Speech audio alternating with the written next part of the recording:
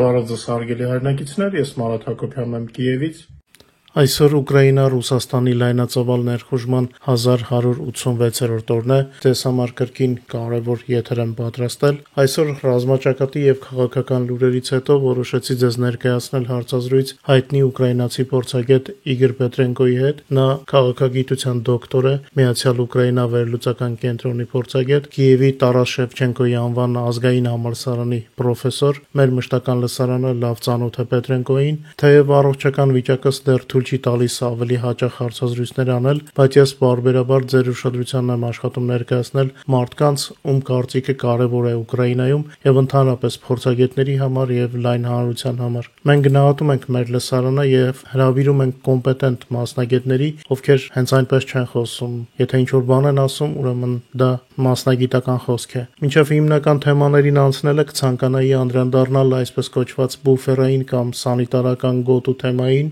հերթական զառանցանք Մոսկվայից, անկեղծ ասած չեմ ուզում մեկնաբանել Կրեմլից դուրս եկող յուրաքանչյուր անհեթեթություն, բայց տեսա, որ հարցեր կային մեկնաբանություններում, մտածեցի, որ կարող է դեռ լինեն մարդիկ, ովքեր լսում են ռուսական տեղեկատվությունը եւ գուցե որոշակի պարզաբանումների կարիք լինի։ Ինչպես գիտեք, Պուտինը նման գաղափար դեռ անցյալ տարի ուներ եւ մեր լսարանը բոլորից լավ գիտի, թե դա ինչի վերածվեց հենց Ռուսաստանի համար։ Ի պատասխան ռուսների Խարկովի մարզի հյուսիս մուտք գործելուն Ուկրաինան ոչ միայն սկսեց մսաղացի միջով անցկացնել ռուս օկուպանտներին Խարկովի մարզում, ուկրաինական զորքերը մտան նաև Կուրսկի մարզ, որտեղ ոչնչացրեցին ռուսական զորքերի հարվածային զորախումբը։ Ռուսների կորուստներն այնքան մեծ էին, որ նրանք օգնություն խնդրեցին հյուսիս կորեացիներից։ Եվ միայն Թրամփի անփույթ քաղաքականությունը այնպիսի պայմաններ ստեղծեց, մեր ուժերը ստիպված էին դուրս գալ Կուրսկի պլացդարմի հիմնական մասից, չնայած, ինչպես գիտեք, սահմանամերձ տարածքները Կուրսկի մարզի դեռևս վերահսկվում են ուկրաինական զորքերի կողմից։ Ի դեպ, ուկրաինական ուժերը վերահսկում են ոչ միայն Կուրսկի սահմանային գոտին, այլև Բելգրադի մարզի մի շարք տարածքներ եւ Բրյանսկի մարզում հաճախ ռեյդեր են իրականացնում թշնամու ուժերի կենտրոնացումները կուտակումները ոչնչացնելու համար։ Այսպես ասած, կանխարգելիչ միջոցառումներ են ձեռնարկում մեր սահմանները պաշտպանելու համար։ Ես մեր եթերներում բազմիցս ասել եմ, որ ուկրաինական ուժերի համար տարբերություն չկա, թե որ շրջանում, որ ռեգիոնում ոչնչացնեն թշնամուն։ Թշնամին թշնամի է, եւ կարևոր չէ որտեղ է նա գտնվում, ինչ ազգության է պատկանում։ Զինվորները ռուսական համազգեստ են կրում եւ Պուտինի դրոշակի տակ են, ուրեմն թշնամի են եւ պետք է ոչնչացվեն։ Իհարկե նախընտրելի է թշնամուն ոչնչացնել նրա տարածքում, ինչպես դա արվում է Կուրսկի եւ Բելգրադի մարզերում, ավելի լավ է պատերազմի ավերածությունները իրենց տարածքում լինի, բավարար է Ուկրաինային ինչ վնասեն, բայց կան տարբեր իրավիճակներ եւ մեր երկրի բոլոր սահմանների երկայնքով բավարար քանակությամբ ուկրաինական զորքեր կան արդյունավետ պաշտպանություն կազմակերպելու համար։ Եթե հանկարծ պակաս լինի, ապա նաեւ ռեզերվներ կգտնվեն։ Ես նույնիսկ չեմ բացառում, որ Բրյանսկի մարզի տարածք օրերս մերոնց մուտք գործելու նպատակը ուներ կանխել նման ռուսական ուժերի մտահղացում, որ ասենք փորձեին կուտակվեին, որպեսզի այդ Պուտինի զառանցանքի համար ինչ որ պատկեր ստեղծեին։ Ուկրաինայի գլխավոր շտաբը աշխատում է, այնպես որ նախապես անհանգստանալու կարիք չկա, թեև ինչ անհանգստանալու մասին կարող է խոսք լինել լայնածավալ ռուսական ագրեսիայի 4-րդ տարում։ Էլ չասեմ, որ կռիվը սկսել է 14 թվին։ Ես արդեն առիթ ունեցել եմ ասելու, որ հիմա ռազմաճակատը ամենուր է եւ ոչ ոք ոչինչից ապահովագրված չէ երկրի որևէ մարզում իմիջիայլոց։ Եվ հենց այդ պատճառով էլ մենք չնայած պատերազմին շարունակում ենք ապրել եւ աշխատել։ Մենք մեկ կյանք ունենք եւ չենք պատրաստում հրաժարվել ամեն ինչից Պուտինի խենթության պատճառով, հա։ Հենց հիմա ձեր համար եթեր եմ պատրաստում եւ Կիևի վրա շահեդների գրոհ է, այնպես որ վախենալը ռացիոնալ չէ։ Աշխատանքով կարող ենք պայքարել ռուս ագրեսորների դեմ եւ պետք է աշխատենք։ Մեր մշտական լսարանը գիտի, որ իմ եթերներում ես ձեզ ներկայացնում եմ պաշտոնական տվյալներ եւ միայն ամենակարևորը, չեմ մանրանում մեկ գրաված կամ ազատագրված գյուղի մասին, եթե դա ինչ որ սիմվոլիկ չէ կամ ասենք շատ խոստումնալից դեպք չէ, քանի որ պատերազմի ելքը որոշվում է ոչ թե ասենք գյուղեր գրավելով, այլ տեղ, այլ մարդկանց կողմից։ Ես մեր լսարանին ներկայացնում եմ միայն այն, ինչը կարևոր է եւ թողնում եմ Մոսկվայից եկող ամեն տեսակի զառանցական հայտարարությունները ռուսներին։ Այնտեղ Ռուսաստանում նրանք դեռ հավատում են Պուտինին, չնայած տարեցտարի ավելի ու ավելի քիչ, բայց նրանք դեռ հավատում են, դա թող իրենք էլ լսեն։ Իսկ մենք կենտրոնանանք ավելի կարևոր բաների վրա, քան ռուսական զառանցական նարատիվներն են Հիշում եք, նրանք ուզում էին մի քանի օրում Կիևը գրավել։ Նրանք հարձակվեցին Կիևի վրա եւ արդեն շքերթային համազգեստ էին պատրաստել, որ տոնեն իրենց իբր հաղթանակը եւ որտեղ են հիմա Պուտինի զորքերը։ Կիևից 700 կիլոմետր հեռավորության վրա նրանք նույն գյուղը 6 անգամ գրավում են եւ ուրախանում։ Տեղ կա դեռ Դոնեցկից 30 կիլոմետր չեն հեռացել։ Եվ ուրեմն թող խոսեն ինչքան ուզում են։ Մենք հո գիժ չենք իրենց լուրերը լսենք կամ կարդանք։ Նրանց ասացները, նրանց թողարկումները լսում են պրոֆեսիոնալները, որպեսզի մարտավարություն մշակեն Ռուսաստանի դեմ պայքարելու, ռուսական ագրեսիայի դեմ պայքարելու։ Իսկ մենք եկեք կենտրոնանանք մեր գործերի վրա եւ չծախսենք մեր կյանքը Պուտինի զառանցանքների վրա։ Մինչ մեր եթերի հիմնական թեմաներին անցնելը, ուզում եմ նորից շնորհակալություն հայտնել ձեր աջակցության համար, լայքերի, մեկնաբանությունների եւ մեր եթերների տարածելու համար։ Իրոք շատ եք օգնում, շատ շնորհակալ եմ։ Մեր միասնական պայքարը օրըստօրը ավելի շատ մեր հայրենակիցների տեղեկացնում է իրականության մասին, ինչ է կատարվում Ուկրաինայում եւ Ուկրաինայի շուրջ։ Եվ ինչպես միշտ հիշեցնեմ, որ ամենատպավորիչ կադրերը, որոնք ցավոք չեն կարող ցուցադրել YouTube-ում, կարող եք տեսնել մեր Telegram-յան ալիքում։ Նշեմ, որ եթե նախընտրում եք տեղեկատվություն ստանալ Facebook-ում, կարող եք նաև հետևել մեր Facebook-յան էջին։ Բոլոր հղումները կան մեր ամենօրյա եթերների նկարագրության մեջ։ Վերջին 24 ժամվա ընթացքում ռազմաճակատում գրանցվել է 202 ռազմական բախում։ Ռուսական զորքերը ակտիվացրել են հարձակումները ողջ առաջնագծի երկայնքով, ինչը հանգեցրել է ռուսական մեծ կորուստների, ոչնչացված տեխնիկայի թվերը այսօր իրոք շատ տպավորիչ են։ Կուրսկի մարզում ուկրաինացի պաշտպանները հակասեցրել են ռուսների 43 գրոհային գործողություն, այս մասին հայտնում է Ուկրաինայի զինված ուժերի գլխավոր շտաբը։ Ուկրաինայի պաշտպանության բանակի ավիացիան, հրթիռային ուժերը եւ հրետանին հարվածել են ռուս զավթիչների անձնակազմի, սպառազինությունների եւ ռազմական տեխնիկայի կենտրոնացման 9 շրջանների։ Ուկրաինայի դեմ Ռուսաստանի լայնածավալ ագրեսիայի սկզբից ի վեր Ուկրաինայի տարածքում ռուսական զորքերի ընդհանուր մարտական կորուստները արդեն կազմել են 979.830 զավթիչ,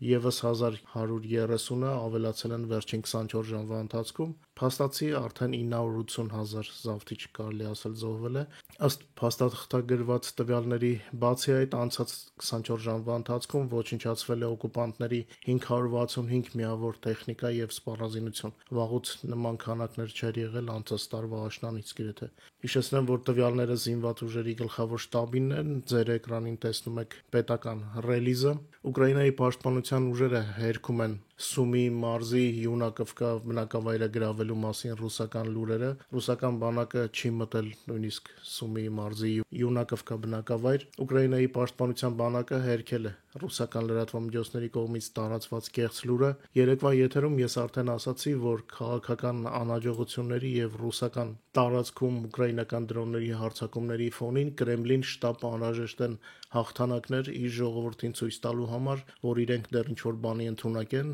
բացի դրանից դեռ Թրամփի դեմել է ուզում, չէ՞ Պուտինը միավորներ կուտակել, եւ քանի որ նրանք մարտի դաշտում չեն կարողանում արդյունքի հասնել, Կրեմլը տարբեր թատերական գործողություններ է գեներացնում, որոնք արագ հերկվում են ուկրաինական կողմից։ Իսկ անցած գիշեր երևի հուսահատությունից դրդված դրանք հարձակվեցին Կիևի վրա 14 բալիստիկ հրթիռներով եւ 200-ից ավել դրոններով, գոնե ինչ-որ պատկեր ստանալու համար, բայց նրանք օբյեկտիվ արդյունք նորից չունեցան, չնայած այն հանգամանքին, որ Ռուսաստանի Դաշնության պաշտպանության նախարարությունը ձևեր թափեց զավեշտալի հորինված տվյալներ հայտնելով, դե ինչպես որ նրանք արդեն անում են ամեն օր, արդեն 4-րդ տարին է, որ իրենց լսես, իրենք ռազմական թիրախների են հարվածել, դե իրենց մոտ հարցնող չկա, այդ ռազմական օբյեկտները բնակելի շենքերի, մարդկանց սեփական բնակարաններում կամ տներում էր։ Մենք մանրամասն ներկայացնում ենք մեր Telegram-յան ալիքում ուկրաինական բանակի մարտական աշխատանքների մասին, Ռուսաստանի խորքում գտնվող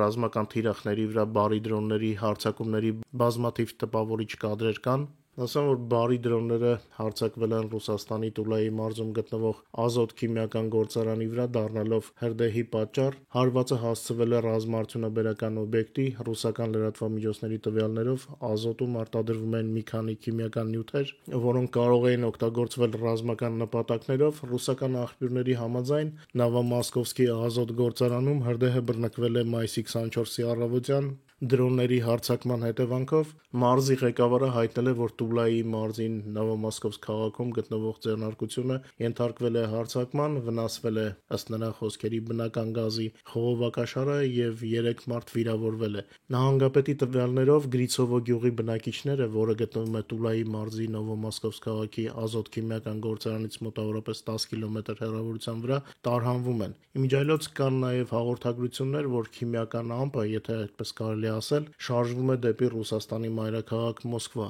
Ես չեմ կարող խոսել ռուսական լրատվամիջոցների հավաստիության մասին, բայց ամեն դեպքում մեր այն հայրենակիցները, ովքեր ապրում են այդ տարածքում եւ չեն աջակցում Պուտինին, պետք է զգուշության միջոցներ ձեռնարկեն։ Հաղորդվում է նաեւ, որ Ռուսաստանի Լիպեցկի մարզի Ելեց քաղաքում գտնվող էներգիա գործարանը կրկին հարձակման է ենթարկվել բարի դրոնների կողմից։ Հիշեցնեմ, որ 3 էլ էր հարձակման ենթարկվել այս օբյեկտը, ըստ ամենայնի դեռ ոչնչացնելու բան կա այնտեղ, եթե նորից են խփել դրոնները։ Ռուսաստանի հարձակումները սահմանային խաղաղ բնակավայրերի վրա չեն դադարում։ Վերջին 24 ժամվա ընթացքում վնասներ են հասցվել Ուկրաինայի տարբեր մարզերում։ Մայիսի 24-ի գիշերը ռուսները Ուկրաինայի ուղղությամբ արձակել են 14 Իսկանդեր MKN-23 բալիստիկ հրթիռ եւ 250 գրոհային անօդաչու թռչող սարք։ Այս մասին հայտնել է Ուկրաինայի ռազմաօդային ուժերի պատասխանատուն, հավելելով, որ մերոնք խոցել են 6 բալիստիկ հրթիռ եւ 245 շահեդ դրոն։ Հարձակման հիմնական ուղղությունը մայրաքաղաք Կիևն էր, սակայն հրթիռները արձակվել են նաեւ Դնեպրոպետրովսկի, Օդեսայի եւ Զապորոժիեի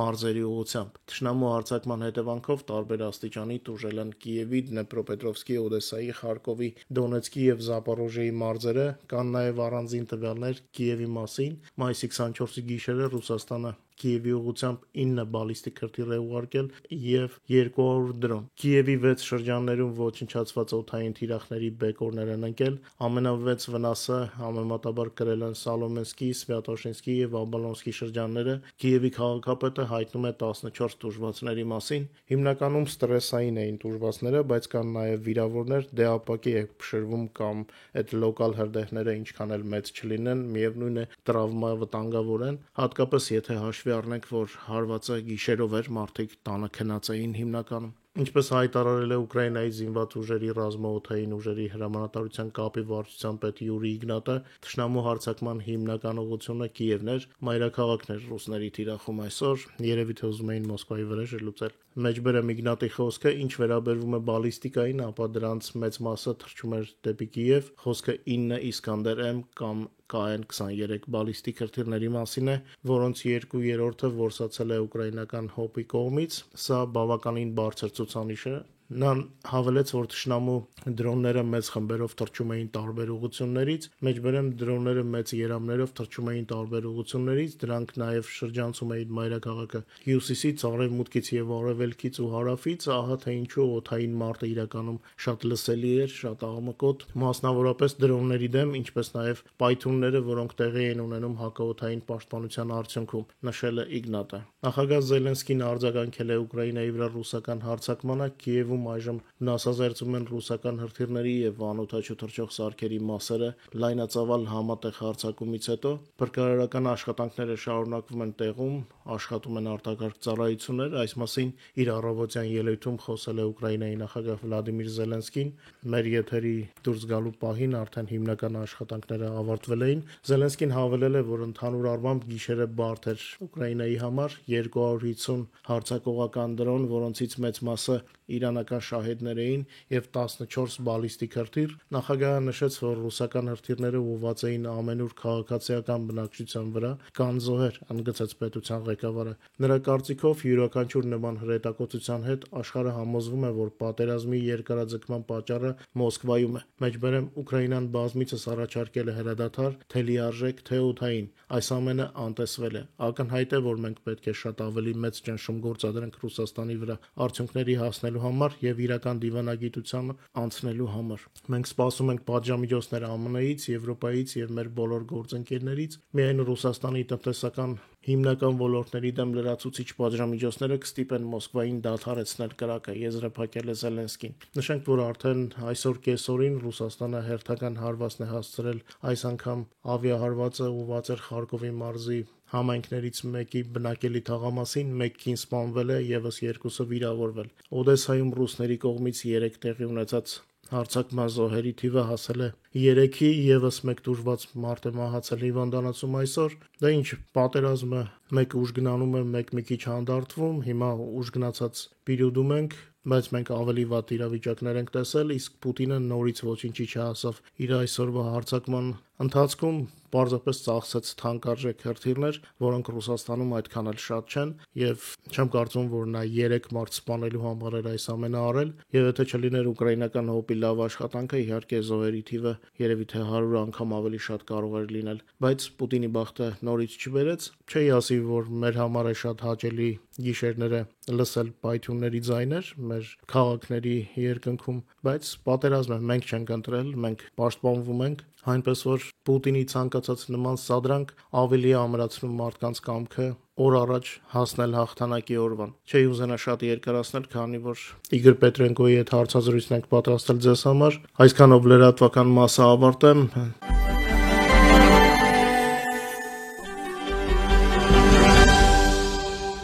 Я приветствую нашу аудиторию. Сегодня мы встретились с известным украинским экспертом Игорем Петренко. Попробуем разобраться в международной повестке. Здравствуй, Игорь, рад тебя видеть. Приветствуем, рад все взаимно. Вот как можно охарактеризовать то, что делает Трамп? Он раскритиковал бывшую администрацию за политику в отношении Украины, инициировал переговоры, в итоге проваливший весь процесс, говорит, что это не его война. А может, он просто латентно помогает Путину? Можем так подумать? Я не думаю, что он прям латентно помогает Путину. Скорее всего, у него другие задачи. У него задача не то, чтобы помочь Украине. Украина достойно закончила это противостояние с Российской Федерацией, с уважением к суверенитету, с максимальным сохранением территории, уважением к статуту ООН, к международному праву и так далее. У него задача, скорее всего, это сделать какое-то хорошее соглашение с Россией, когда он может апеллировать своим избирателям, говоря о том, что вот смотрите, мы тут, значит, гонку ядерного вооружения договорились, там определенные правила, мы тут, значит, в нефтегазовой отрасли там заключили, вот американские компании туда там зайдут, сюда там, ну и так далее. То есть вот эту всякую, скажем, историю. Плюс очевидно, что он живет в парадигме, когда думает, что можно включить обратного Киссинджера. Эта концепция, вот Киссинджер в свое время, он оторвал Китай от Советского Союза. Это были 70-е как раз года, но, во-первых, тогда Советский Союз был в конфликте с Китаем, там были приграничные стычки и так далее, и на фоне этого, безусловно, это имело какую-то определенную логику. Сейчас же нет такого конфликта между Китаем и Россией. Да, есть желание России пытаться как-то балансировать, иметь какую-то другую точку опоры, кроме глобальной зависимости от Китая, но глобально он не сможет это сделать. То есть развернуть Россию от Китая или чтобы Россия шла против Китая, тем более. Вряд ли. Но эта логика, наверное, присуща. Кто-то в его администрации продвигает эту историю и пытается сказать, что она может быть успешной. Хотя напомню нашим зрителям о том, что все попытки предыдущие перезагрузить или перегрузить отношения с Российской Федерацией, которые предпринимали предыдущие президенты, они, в принципе, провалились и не дали нужного, результата. Поэтому я думаю, Трамп пока просто надеется на то, что он сможет достичь какой-то great deal, big deal с Россией, и для него война в Украине – это та история, которую нужно как-то порешать на пути к этой great deal с Российской Федерацией. Поэтому, скорее всего, он себя так ведет. Но мы тут, наверное, должны с тобой отметить, что мы говорим, в принципе, не о позиции Соединенных Штатов Америки, а говорим о позиции администрации Дональда Трампа. Поскольку наши зрители тоже могут посмотреть последние заседания, которые были слушания в комитетах, когда сенаторы, и Рубио допрашивали фактически, и показывали, говорили о несостоятельности той международной политики, этих проблем, которые они создают для Соединенных Штатов Америки. И поэтому сенаторы и конгрессмены не сильно согласны с тем, что сейчас делает администрация Трампа, видят риски. С другой стороны, пока они, наверное, не готовы на каких-то быстрые решительные действия. То есть они сейчас говорят, давайте, ладно, хотите меморандум, сделайте, а если что, мы впаяем 500% тарифов для тех стран, которые покупают у Российской Федерации энергоресурсы. Поэтому я думаю, что мотивы Трампа, его система координат, она состоит в том, что он понимает, что большие выгоды он сможет получить от России, то есть сейчас попытаться подыграть, а дальше Дмитриев расскажет Виткову, а Витков расскажет Трампу о золотых горах, которые они могут получить. Хотя, как по мне, это утопичный подход, и Трамп растеряет все то, что было, то положение, которое США имели, при этом он ничего не предлагает на самом деле.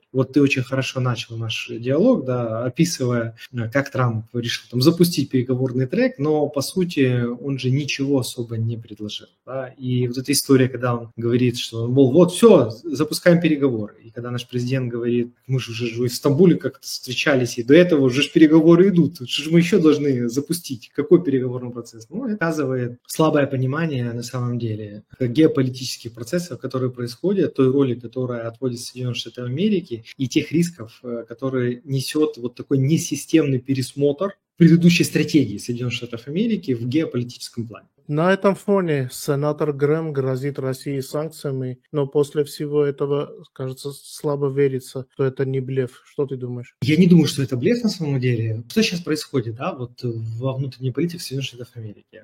Пока республиканцы не имеют большинства и в Палате представителей, и, соответственно, в Сенате. Там есть громкие голоса, скажем, трампистов, но республиканцы, они не едины. У них есть традиционные республиканцы, условно, трамписты, ну и там, наверное, еще тоже фракционные какие-то там деления, не будем сейчас в это углубляться. И традиционные республиканцы, они не согласны. Но у них есть правило, это если президент от вас, то его нужно поддерживать до конца. И они пытаются сейчас в мягкой форме. Где-то на слушаниях в Конгрессе поднимать определенные вопросы и указывать на несостоятельность определенных утверждений со стороны администрации и их действий, и говорить о тех рисках, которым они ведут. Где-то вот такие вот определенные выступления, делать заявления и так далее. То есть все-таки есть система сдержек и противовесов. И да, президент имеет большие полномочия в Соединенных Штатах Америки, это безусловно, но в то же время они не являются безграничными. И здесь, в принципе, Конгресс может сыграть свою определенную роль. Пока мы видим, что они столбят позицию, что мы тут не сильно согласны, все-таки нужно давить на Российскую Федерацию и реализовывать концепцию мир через силу с давлением на Россию непосредственно. Но в то же время они дают все еще возможности Трампу поиграть в переговорный процесс,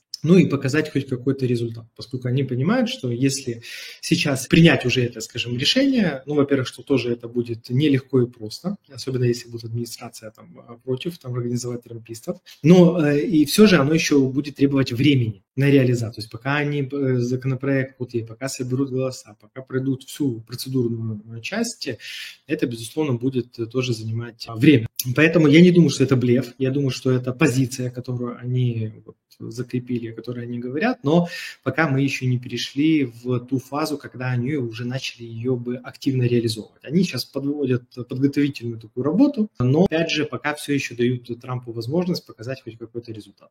Манипуляции Трампа с 5-й статьей Устава НАТО. Не кажется ли, что он не только против членства Украины в НАТО, но и в целом против НАТО? Вот у меня такое впечатление, что ему это как обуза, нет? В целом, да, определенные, скажем, обязательства в НАТО и вот этот зонтик безопасности, который Соединенные Штаты Америки еще пока держат над Европой, это та давняя идея, с которой он приходил еще на первый свой срок. И манипуляции с 5-й статьей, да, то есть о коллективной обороне, он же проводил раньше. То есть в 2016 году, когда он пришел к власти, у него было несколько таких заявлений, которые фактически подрывали единство и обороноспособность НАТО как объединение для того, чтобы защищать своих членов. Он потом исправлялся, там потом выходил, не помню, кто уже, там, или Болтон, или кто-то из его советников пытался расшифровать, сказать, он не совсем то имел, скажем, в виду. Потом были выступления на конференциях по безопасности, где он тоже вспоминал, что, конечно, статья 5, мы все это реализуем и так далее. Но в целом тенденция такая, что Соединенные Штаты Америки будут уменьшать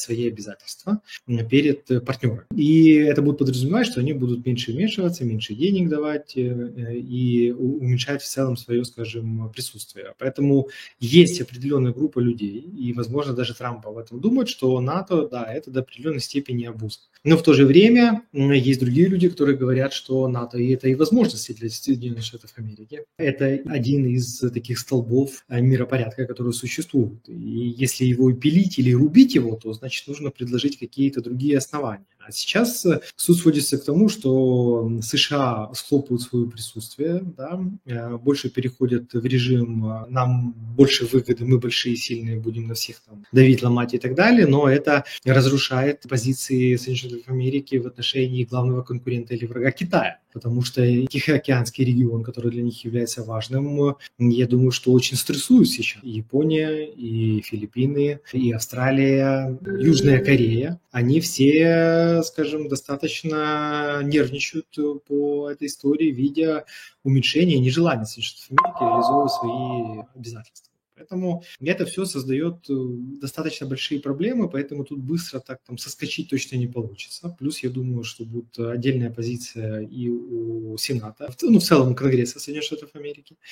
Но именно вот в ходе мыслей вот отношение к НАТО как к обузе, это читается однозначно. Давай поговорим о реакции наших европейских друзей. Как ты оцениваешь то, что они делают, и что мы делаем, если можно разъяснить нашей аудитории? Мы, безусловно, пытаемся цементировать поддержку со стороны европейских партнеров. Перешли мы в формат коалиции решительных, и желающих. То есть те страны, которые действительно готовы, хотят и готовы, и имеют возможность помогать Украине в вопросе обороноспособности и сдерживания агрессии Российской Федерации. У нас есть там локомотивы.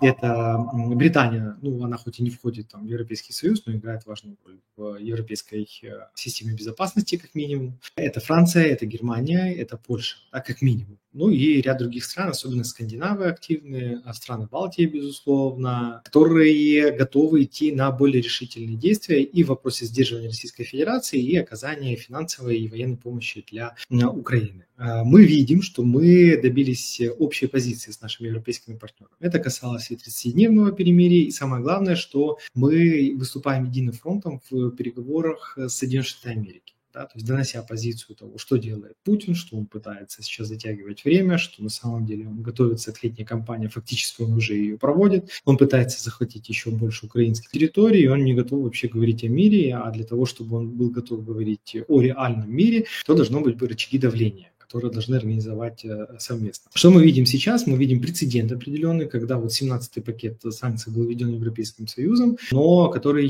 не имел со своей стороны определенных действий Соединенных Штатов Америки, которые не поддержали эти санкции, как это было до этого. Фактически Британия и Европейский Союз показывают свой подход к реализации суверенитета, который, скажем, у них не существует. Это, в принципе, болезненно для Российской Федерации, но, опять же, не так болезненно, как бы это было, если бы это было согласовано с Соединенными Штатами Америки. Тогда бы результаты были другими, более жесткими, более лучшими. Поэтому мы с европейскими партнерами выработали свой общий подход. В Лондоне были определены основные принципы общения или разговора о мире, которые мы готовы, скажем, реализовывать. И эти принципы были переданы и Соединенным Штатам Америки, и мы пытаемся совместно с нашими партнерами искать подход к Трампу в том, чтобы все-таки его убедить, что сейчас речь идет даже не столько о в целом проигрыше Соединенных Штатов Америки, в потере своего авторитета, доверия, положения и так далее, а сколько о личных потерях самого Трампа. Поскольку он тут обещал, никто же его не тянул за язык говорить о том, что он прекратит войну за 24 часа. Никто же его не допрашивал на выборах, и это не была какая-то позиция номер один для американского избирателя, который был готов голосовать за Трампа. И что Трамп выглядит пока слабым в этих переговорах с Путиным. Он выглядит тем, который не имеет какой-то ясной, четкой стратегии. То есть это слабость, когда ты говорил, вы все, перемирие, потом перемирие мы уже не требуем, должны какой-то меморандум подписать. Путин сказал, давайте этот меморандум, а потом еще говорите, если все, не будет прогресса, тогда мы выходим. И что подразумевает, мы это выходим, это тоже история пока непонятна. Мы все видели, как в Москве провели так называемый парад победы. Интересно, что в Берлин брали совершенно иные страны, иные дивизии, а празднуют азиатские страны с Россией. Скажи, что после этого? Некоторые говорят, что Китай пришел, показал, что это его хозяйство. Мы имеем дело с новыми разделительными линиями, там просто был еще Пашинян, поэтому этот вопрос меня больше волнует. Да, действительно, я думаю, что Россия очень много заплатила за участие Китая. Там же было много разных договоров, когда Китай фактически добился больше протекции для своих предприятий, улучшил свои позиции на российском рынке, и так далее. Но да, он и опять же показал, что он является опорой для Российской Федерации в поддержке по многим достаточно вопросам. Но в то же время, опять же, все прекрасно видят, и все другие страны, я думаю, несмотря на то, что там кто присутствовал на этом параде, в том числе Пашинян и так далее, слабость Российской Федерации как субъекта, который готов оказывать в целом какую-то помощь и быть полезным. для региона постсоветского пространства. Давай так будем об этом говорить. Ситуация с Арменией и Азербайджаном тоже это показала. Были же обязательства, которые брала на себя Россия, но она их, соответственно, скажем, не реализовала. И, в принципе, такой точкой, на которой, думаю, много будут смотреть страны Средней Азии, это именно Китай. На него больше ориентироваться, на его позицию, нежели на Россию. Поскольку, в принципе, и этот парад, и в целом то, что сейчас происходит в отношении России и Китая, это, опять же, больше показывает, кто здесь главный, а кто второстепенный. Как бы этого не было. Ну и, конечно, тут, опять же, возвращаясь к контуру того, что Путину бы хотелось иметь и какую-то альтернативу. Либо в виде Соединенных Штатов Америки, либо лучше попытаться как-то потом выйти на налаживание отношений с Европейским Союзом. Но его одержимость Украиной не дает ему возможность реализовать, скажем, эту историю. Поэтому мне кажется, что здесь будет много чего зависеть от того, как дальше себя поведут Соединенные Штаты Америки. То есть, если будет выход, то какой? Выход тем, что они убирают поддержку Украине, или с тем, что они ее оставляют, хотя бы на том уровне, который, скажем, есть. И тогда вопрос святое место пусто не бывает, кто на него зайдет. Будет ли это Китай?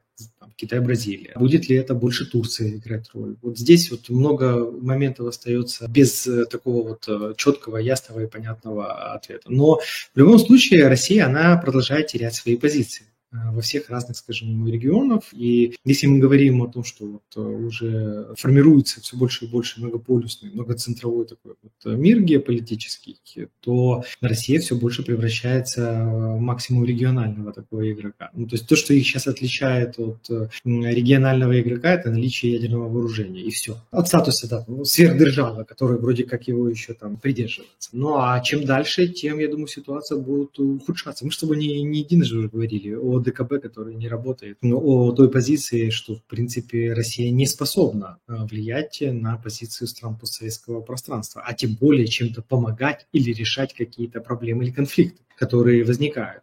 И тогда вопрос, а зачем она нужна? Зачем нужно быть в каких-то организациях, где была страна, которая готова была за кого-то вписываться, а она сейчас этого просто не способна будет сделать. И это окно возможностей на самом деле. Все страны, которые бы хотели отойти от крайне деструктивного влияния Российской Федерации, наверное, могли бы этим воспользоваться. Я думаю, что мы все ближе и ближе приближаемся к этой точке. Игорь, благодарю, что находишь время для нашей аудитории. Спасибо и слава Украине. Героям слава, спасибо большое.